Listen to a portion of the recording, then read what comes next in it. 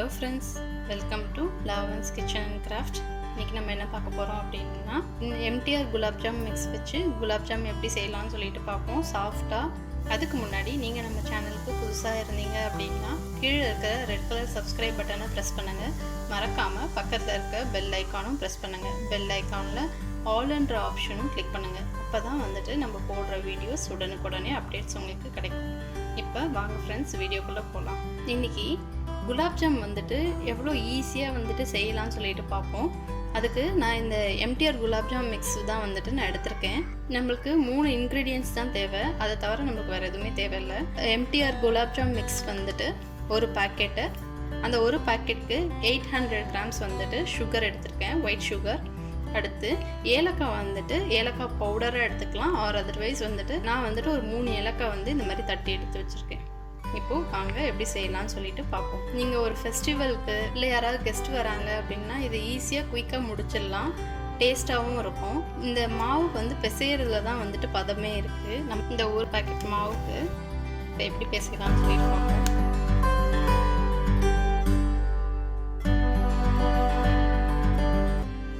இப்போ இந்த மாவு பிசைகிறதுக்கு தண்ணி வந்து நிறைய விடக்கூடாது, கொஞ்சம் கொஞ்சமாக வந்துட்டு விட்டு அப்படி தெளிச்ச மாதிரி அப்படி தான் வந்துட்டு பிசையணும்.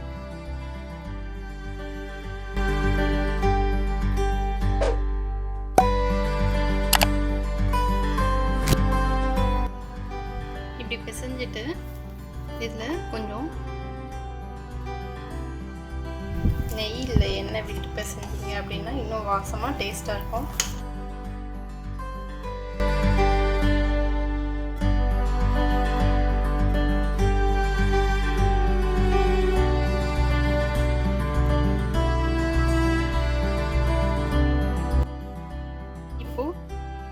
நல்லா பிசைஞ்சாச்சு, பாருங்கள் மாவு எவ்வளோ சாஃப்டாக இருக்குன்னு.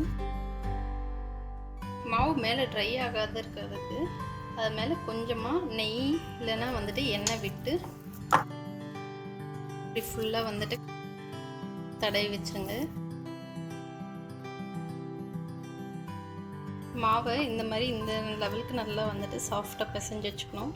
இப்போது மாவு இருக்கட்டும், அடுத்து நம்ம சுகர் சிரப் ரெடி பண்ணிப்போம். இந்த சுகர் சிரப் செய்யறதுக்கு 800 கிராம்ஸ் சுகருக்கு 800 கிராம்ஸ் வந்துட்டு தண்ணி எடுத்துக்கணும். தண்ணியில் இப்போது 800 கிராம் சுகர் எடுத்துருக்கோம். இந்த ஒரு பேக்கெட்டுக்கு 800 கிராம்.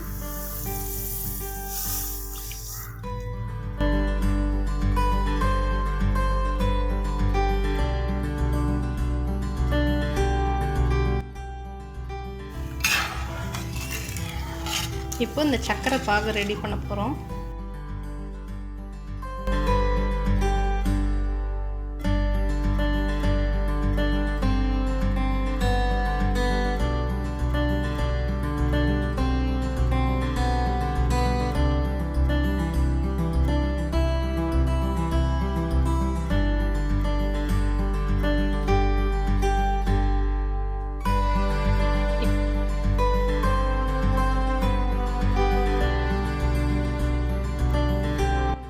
தட்டி வச்சுருக்க ஏலக்காயை போட்டுக்கோங்க. இதில் ரோஸ் எசன்ஸ் இருந்தால் அதுவும் போடலாம். ஏலக்காய் ரோஸ் எசன்ஸ்லாம் போடும்போது இன்னும் கொஞ்சம் நல்லா வந்து ஃப்ளேவர் கொடுக்கும். இப்போ அப்படியே அடுப்பு ஆஃப் பண்ணிக்கலாம். இது ஒரு சைடு ஆறட்டும். இப்போது ஒரு 5 நிமிஷம் ஆயிடுச்சு. இந்த மாவு நல்லா வந்து பிசைஞ்சு வச்சு நல்லா சாஃப்டாக இருக்குது. கையில் எண்ணெயோ இல்லைன்னா வந்துட்டு நெய்யோ நல்லா தடவிட்டு இந்த மாதிரி கையில் நல்லா தடவிட்டு குட்டி குட்டி போலாக வந்துட்டு எடுத்து நல்லா வந்து கட்டிக்கோங்க. இதில் வந்துட்டு கிராக்ஸ் இருக்கக்கூடாது, நல்லா ஸ்மூத்தாக வந்துட்டு இந்த மாதிரி ஒரு பால்ஸ் வந்துட்டு உருட்டி எடுத்துக்கணும்.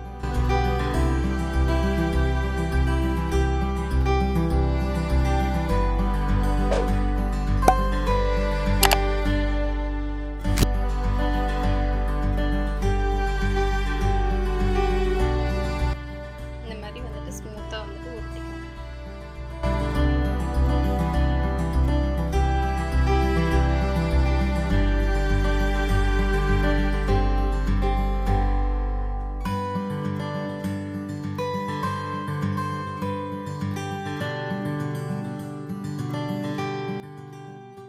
நீங்கள் உருட்டும் போது கொஞ்சம் நல்லா ஆயில் தொட்டு தொட்டு உருட்டிங்க அப்படின்னா மேலே ட்ரை ஆகாத இருக்கும், விரிசல் விடாத இருக்கும்.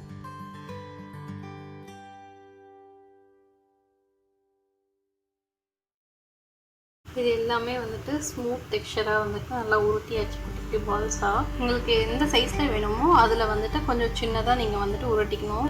ஏன்னா நம்ம பொரிச்செடுத்து ஜீராவில் போட்டதுக்கப்புறம் இதை விட சைஸ் டபுள் ஆகும். நீங்கள் வந்துட்டு கொஞ்சம் சின்ன சின்ன சைஸாக போட்டிங்க அப்படின்னா நமக்கு நல்லாயிருக்கும், ரொம்ப டேஸ்ட்டு. இப்போது இந்த உருட்டின பால்ஸை வந்துட்டு நம்ம பொரிச்சு எடுத்துக்கலாம் எண்ணெயில் போட்டு. இப்போ எண்ணெய் சூடானதுக்கப்புறம் மீடியம் லோ ஃப்ளேமில் வச்சு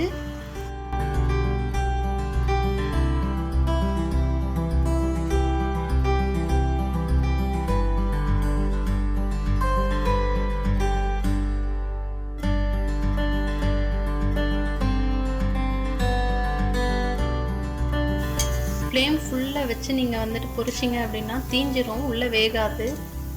அதனால் மீடியம் லோ ஃப்ளேமில் வச்சு நல்லா வந்துட்டு பொறுமையாக வந்து பொரிச்சு எடுத்துக்கோங்க.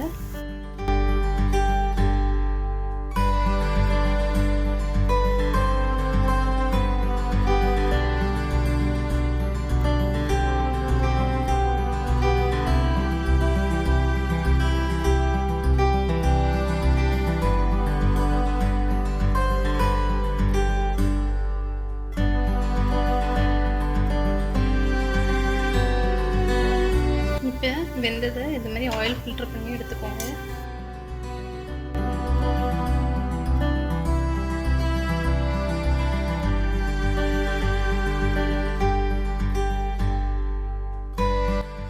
இதே மாதிரி பொறுமையாக லோ ஃப்ளேம்லேயே வந்துட்டு எல்லா பால்ஸையும் வந்துட்டு பொரிச்சு எடுக்கணும்.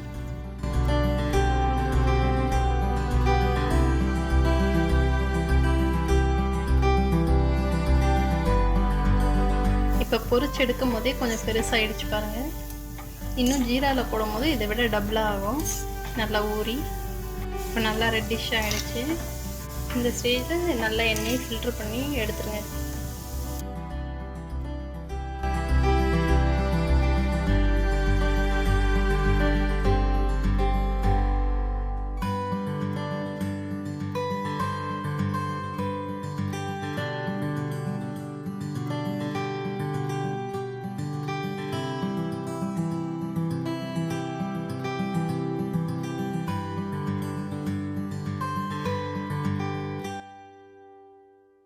இப்போது நம்ம உருட்டி வச்ச உருண்டை எல்லாமே வந்துட்டு எண்ணெயில் போட்டு நல்லா பொரிச்சு எடுத்தாச்சு. இங்கே பாருங்கள், விரிசல் இல்லாத எல்லாம் ஸ்மூத்தாக சூப்பராக இருக்குது பாருங்கள். இப்போ இது எல்லாத்தையும் நம்ம ரெடி பண்ணி வச்சுருக்க ஜீராவில் வந்துட்டு போடணும்.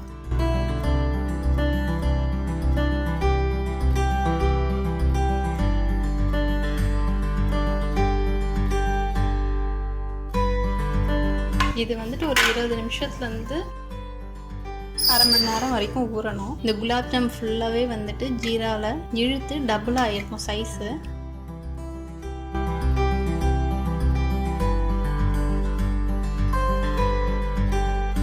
இப்போ பாருங்கள், 20 நிமிஷம் இந்த ஜீராவில் நல்லா ஊறிடுச்சு.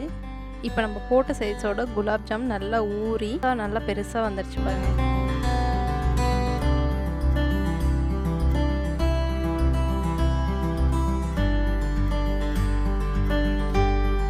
எவ்வளோ சாஃப்டாக சூப்பராக வந்திருக்கு பாருங்கள். இந்த வீடியோ கண்டிப்பாக உங்களுக்கு பிடிச்சிருக்கும்னு நினைக்கிறேன். நீங்களும் இந்த மாதிரி ட்ரை பண்ணிவிட்டு எப்படி இருந்ததுன்னு சொல்லுங்கள். இந்த வீடியோ பிடிச்சிருந்ததுன்னா லைக் பண்ணுங்கள், ஷேர் பண்ணுங்கள், அண்ட் இது வரைக்கும் நம்ம சேனலில் சப்ஸ்கிரைப் பண்ணாதவங்க சப்ஸ்கிரைப் பண்ணுங்கள். இந்த வீடியோ எப்படி இருந்ததுன்னு சொல்லிவிட்டு உங்களோட ஃபீட்பேக்கும் கமெண்ட் செக்ஷனில் கமெண்ட் பண்ணுங்கள். அடுத்த ஒரு சூப்பரான ரெசிபியோடு உங்களை மீட் பண்ணுறேன். Thank you friends.